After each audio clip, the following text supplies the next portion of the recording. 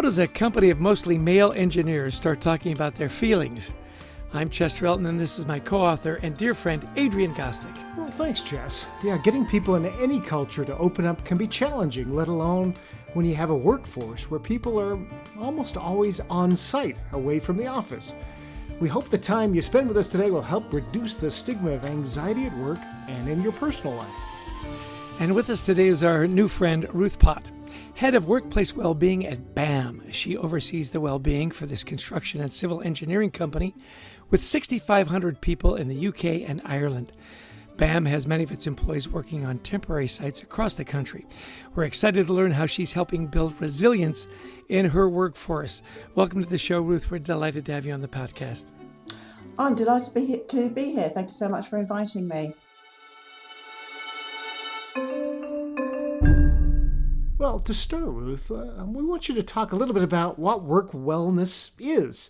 Now, a lot of people listening are worrying about their own wellness and didn't know, or maybe don't know, that there's this whole industry we have out there helping people and a lot of companies worrying about this. So give us an overview of what you're seeing with wellness and why this is important for companies, if you would. Yeah, of course, Adrian. Thank you. Just by way of background, all my working life, I have been in HR, and wellbeing has always been a part of that.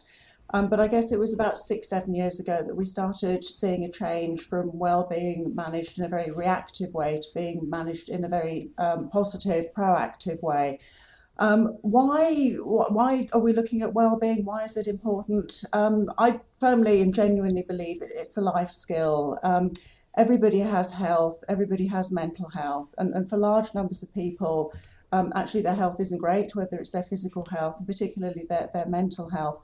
And in construction in particular, we've made our physical work environment as safe as we possibly can, and we've been doing that over the last 40 or 50 years. And now we're simply trying to make it as psychologically safe as we can. So as an employer, we're in a great position, almost a unique position where we can influence our employees and simply help facilitate sustainable change. So this, for us, this has been very much a journey of discovery, a journey of influence. It's about sharing personal experiences, which is hugely powerful. It's about training, it's about listening. And I think the most important thing that we've learned is that so many people, really large numbers of people across our business, and our business is very typical of those across the UK and across the world, have got so many issues going on in their personal life, and it simply has a massive impact on their well-being, and ultimately has a big impact on work. So just putting simple measures in place can make a really, really big difference. And that in a nutshell is what we've been doing. Excellent. So what are some of the common mistakes leaders are making as they try to pay more attention to wellness? Yeah, I haven't really come across too many mistakes that leaders have made, but I think some leaders perhaps don't understand the magnitude of issues that some of their people are perhaps dealing with or living with. Perhaps they haven't had any training themselves. There's some really simple, easy to access training that anybody can do. And I think particularly mental well-being, the psychological safety, it can be really hard to understand or to empathise with somebody if you haven't had the training and if you haven't had any sort of direct or personal experience, so either your own personal lived experience or perhaps within your family. And I think most people know and understand that mental health is undoubtedly harder to identify and harder to understand than physical health. If you see somebody with a broken leg, it's obvious they have a broken leg.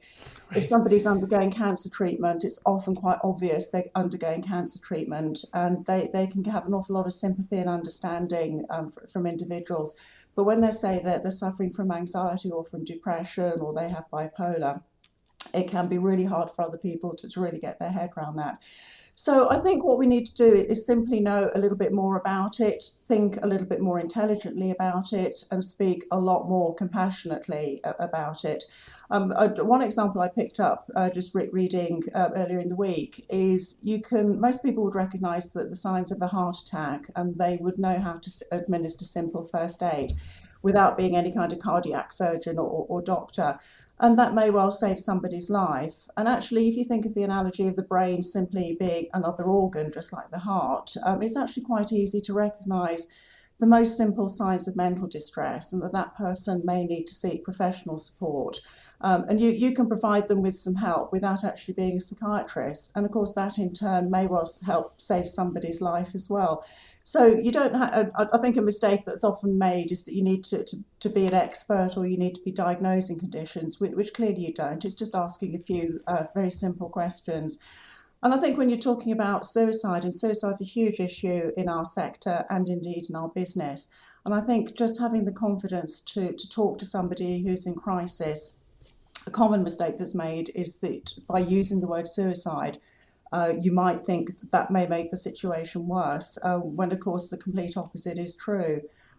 So it's really just taking a very simple approach to all of this, and just having a basic understanding, and actually just fine-tuning listening skills. I think that's hugely important when it comes to wellness.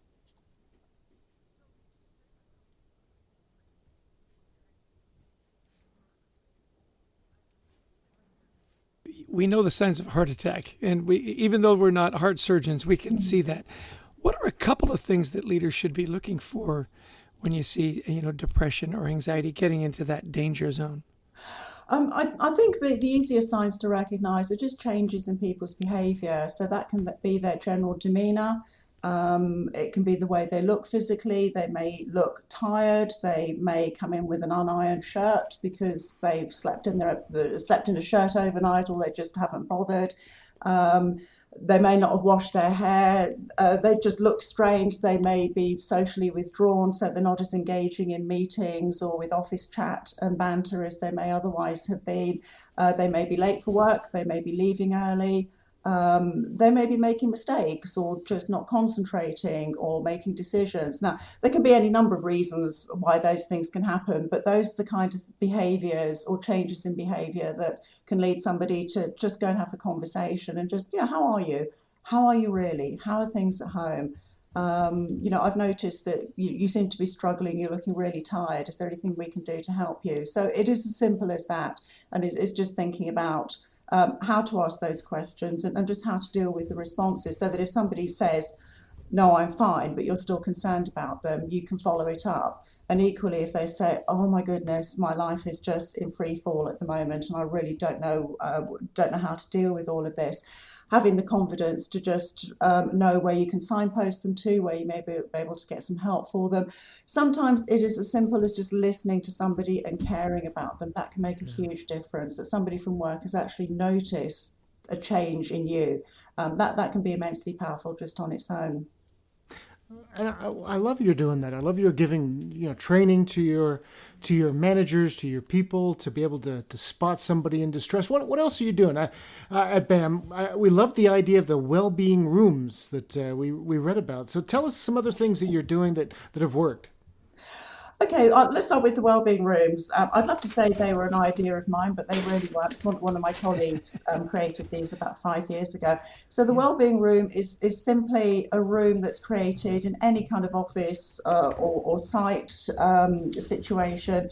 And it's just creating a sort of safe space that looks a lot more informal than a normal office would. So the wellbeing rooms that we have are furnished in the way that you'd furnish a small sitting room. So it's a sofa, a couple of armchairs, coffee table, lamp in the corner, pretty pictures on the wall, scatter cushions, and kettle and biscuits. Really, really important to have a kettle, endless supply of tea, coffee, and biscuits. And the idea is to just create that safe space where people can go and have a conversation about well-being. They can just take some time out. They can make a personal phone call, whatever it might be. It's just creating that environment and actually having that physical place where people can actually do that.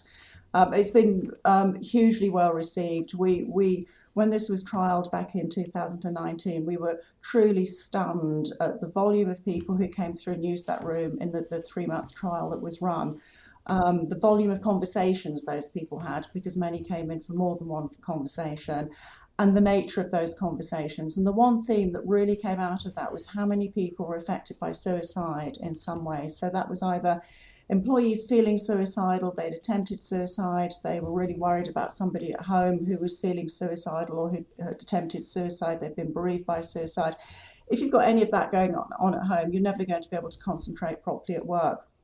They've got teenagers with anxiety, teenagers self-harming, terminal illness at home, you name it, they were dealing with it. And it was all really personal stuff. And of course, they were bringing all of that worry to work and then going into safety critical roles. So, of course, what we were able to do was provide them with employee assistance program support, specialist charity support, HR line manager, mental health first aid support. Sometimes it was just that metaphoric arm and somebody caring, just putting your arm around somebody and saying, what can I do to make it better? That was all that somebody actually needed. So the wellbeing rooms have been massive. In addition to that, we have provided, we continue to provide training for all of our leaders. We have training actually for everybody now. We're just about to roll out an e-learning program that all of our employees will be able to participate in. We have peer support through a network of mental health first aiders. So those are colleagues in the business who want to be involved in this. And again, we have huge enthusiasm from people wanting to be involved and help others. We get leaders to do video logs.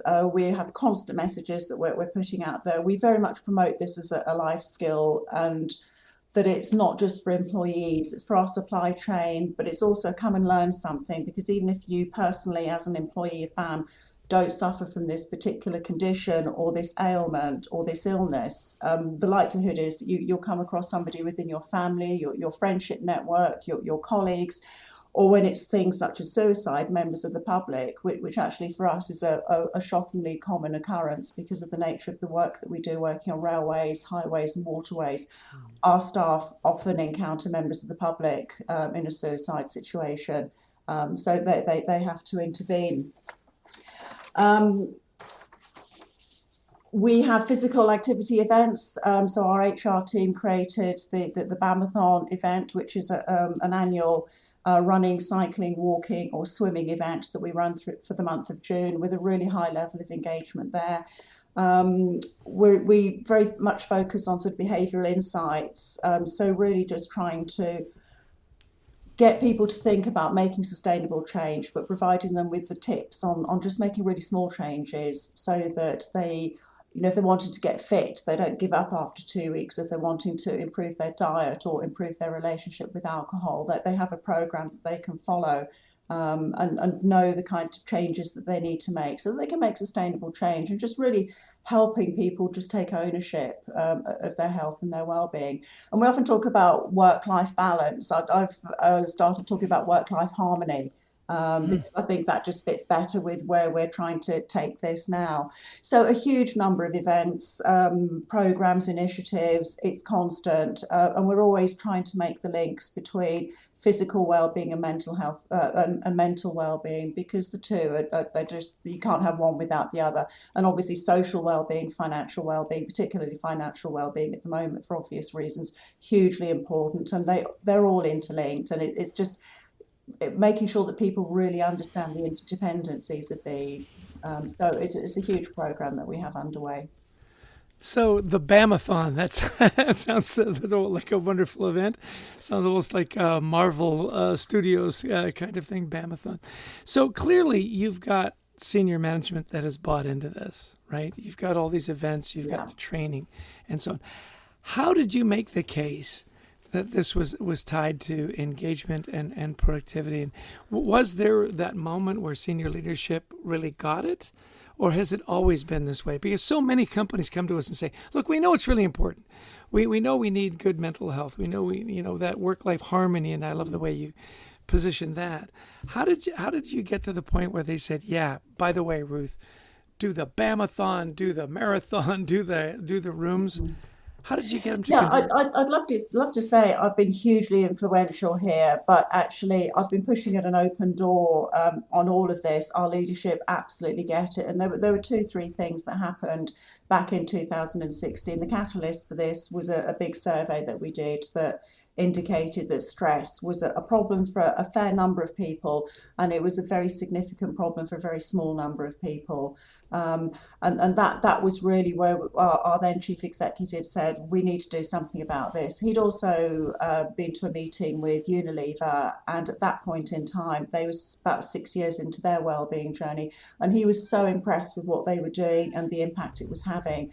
So he was very much, in my role as a then HR director, was we need to train our people, we need to get some mental health first aiders, we need to start an awareness raising program and training on all of this.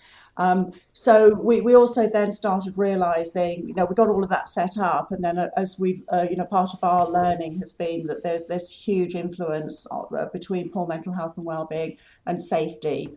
The increased risk, particularly with the trial and our experience of wellbeing rooms, knowing that so many people were bringing all that stuff to work with them, which they have always done. Every organisation will have people bringing that kind of stuff to work with them. The difference was we then started knowing about it, so we were able to help and support people. So there is a huge correlation between safety, and that was massively important to us, and obviously in a safety critical incident. A safety critical industry. We have a long established B.A.M Safety Day, World B.A.M Safety Day. In the last 4 years, we've actually extended that to be B.A.M Safety and Wellbeing Day. So again, I'm hugely proud that our leaders and our safety leaders understand those links, and we get all of our people on one day a year, a date in October, and we effectively have exercises and activities that get people to really sit down and just talk about the links between all of these, talk about their own personal well-being, talk about the impact it has on safety, what have they seen in the workplace, what changes have they made, what have they learned, how can they share it, so all of those sort of things. And then, we did this because it was intrinsically and instinctively the right thing to do, but obviously there's a very compelling business case for doing all of this. And I know a lot of people will be aware of the Deloitte research that's being done over the last 7 or 8 years, which is regularly refreshed. And the Chartered Institute of Personnel and Development. So we know poor wellbeing is a huge cost to businesses. So we do look at the sort of return on investment, and if we didn't do it, what it may potentially cost our business. So we know how many people use our wellbeing counselling and advice services. We know how many sickness absent days were lost for mental health and related conditions on an annual basis.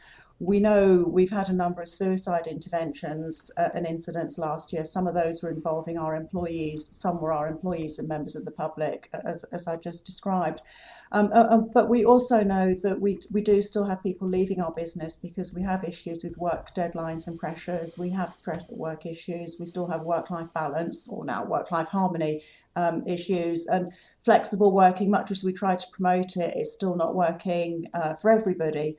And we know that musculoskeletal injuries are a big cost to our business. So again, there is a very, very compelling business case for doing this right.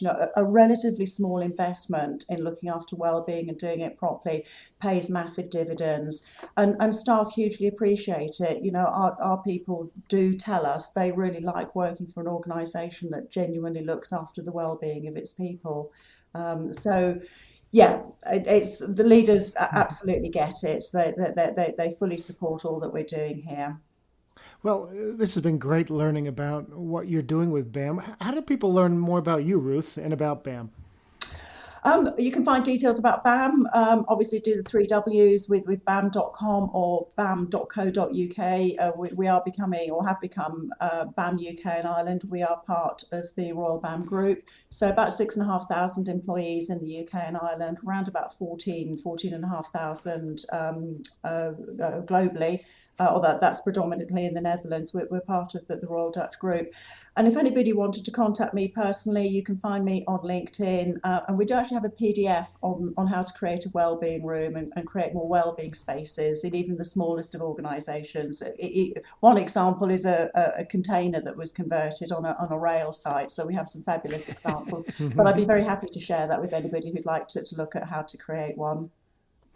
Well, this has been great. Probably the last question for me, and we'll send you on your way. You've been really helpful to teaching us what we really should be doing in corporate wellness programs. So if I were starting out, if I was with a small company and about to start out putting a program together, what would you say is the most important for listeners to really worry about when you're putting together a well-being program?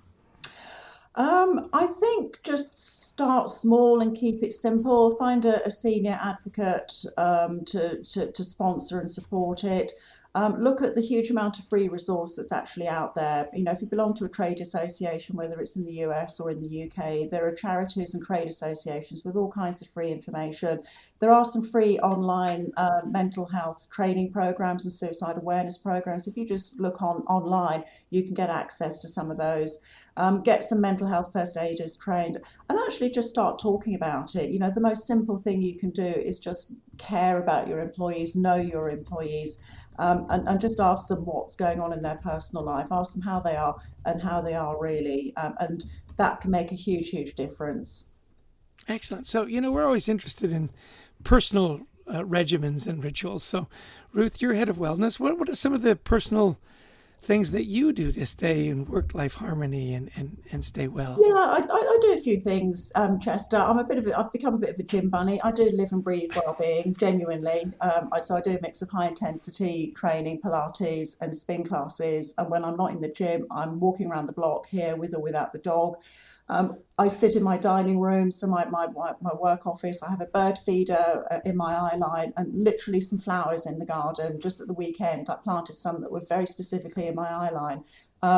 It just makes me feel good when I sit out there looking at the garden, even in the rain. And I have a small plant on my desk, and I have an endless supply of coffee and chocolate. And between all of those, it keeps me well. And I do try not to look too much at the work phone and the laptop out of hours and at weekends. We're trying really hard to encourage everybody at B.A.M to just start switching off a little bit more, and that includes when people are on leave. And I'm beginning to practice what I preach there as well. Good for you. Good for you, indeed. What one or two takeaways would you have from all the work you've done now in wellness over the last, say, decade or so? What would you say are a couple of things for us to take away today and our listeners? I think if it's something that you haven't understood or you haven't really thought about before, is change your mindset. Look at mental health awareness as an investment in your health. An investment in your personal health and definitely investment in your employees' health. Talk about your mental health. If you're actually feeling rubbish, share it, because it never fails to amaze me the number of people who will say actually they're feeling rubbish, they're feeling really low, they've suffered with anxiety, whatever it might be. Create a safe space in your workplace where people can talk and seek help. And I think, everybody can make a difference, and you personally can make a difference. And it's just finding the time to actually do that. And you might just save a life. That's wonderful. I so appreciate that you put flowers in your sightline. I was just reading a little quote this morning that said, "Flowers is the way the world smiles back at us," which I thought was a lovely quote. I completely agree. It's just that feel good. And actually just birds on the feeder, it just makes you feel better, doesn't it? It does. Yeah. Well, our guest today has been Ruth Pott. She's the head of wellbeing at B.A.M in the UK and Ireland with over 6,500 employees. She's dedicated to wellness in her personal life and at work. And Ruth, you've been a delight to have on the podcast. Thank you so much for joining us. You're very welcome. Thank you. Well, just so great to hear from a practitioner who lives and breathes this well-being that we talk about and is doing so many things right in a really tough industry. You start thinking about, how much construction industry worries about physical safety. Well, now they're worrying just as much about psychological safety. Yeah, I love their rooms, and they tested it. The they just didn't rooms, do it. yeah. The well-being rooms, yeah, and how many people showed up and had the conversations, and they were surprised at how much use they got, and then they've put it in other places as well. A simple thing you can do, right? Just exactly. And in England, place. You put in the tea kettle. In the kettle and biscuits. Maybe in the South, you put in, in the U.S., you put in sweet tea. And grits. Yeah, and grits. Yeah. But wherever you are, you put in what's comfortable. Yeah. Yeah. I was really surprised, and I hadn't thought about in her industry how, the stress and suicide levels and how that had impacted them, whether friends and family or on the job, and the public, people at railway stations and bridges and so on, that the training there was really helpful. Gosh, you're an employee and you see somebody on a bridge, what do you do? And of course, the stress that brings. She mentioned another thing that we've talked about at length in our book, Anxiety at Work, and that is look for changes in behavior. Yeah. And she gave quite a list, which was great. Those simple signs of mental distress. Yeah. Exactly. And then what's your role as a leader is not to fix it, is to say, how are you doing? No. How are you doing really? How are things at home? That she said listening can make a big difference, but also pointing people to the right resources. She came back to listening several times. Yeah. And sharing, which I thought was interesting. Listening and sharing were really at the top of her list. Share if you don't feel well or you feel like rubbish, as she said, don't be afraid to tell people that. And I thought that was very revealing as well. And if you remember how they found out that they had a problem, they surveyed people and they found that, stress was this huge issue. And good for the executives, they said, instead of saying, it is, that's our industry, they said, well, what can we do about it? And I love that because so many times we get, we work with organizations that say, we're high tech, we're finance, we're whatever. This is just the nature of our industry. And they said, it doesn't have to be. I want to share a quick story with you, and there's not any names or titles, so it's safe. But my brother worked in the forestry industry up in Canada, and they were having ridiculous safety issues. And so they'd go through, people were getting killed, by trees falling on them and, chainsaws and so on. And as they started to go through it, the callous nature was ridiculous. Said, this guy, died in this situation. Yeah, but that guy was an idiot. You say, well, wait a minute. That's your reaction instead of let's make it safer. So what I really appreciated from her leadership is she said, when it came to doing these kinds of things, I was pushing on an open door. I love that imagery, that they got it. To your point, they did their research. They talked to other companies and they implemented, and it's working. It was lovely. I thought so too. Now, this is a tough one, but she talked a lot about suicide, and that is something we do not talk about. It's very uncomfortable. And she just said, look, we're going to be open. We're going to talk about it because hiding it does not help. We talk about it.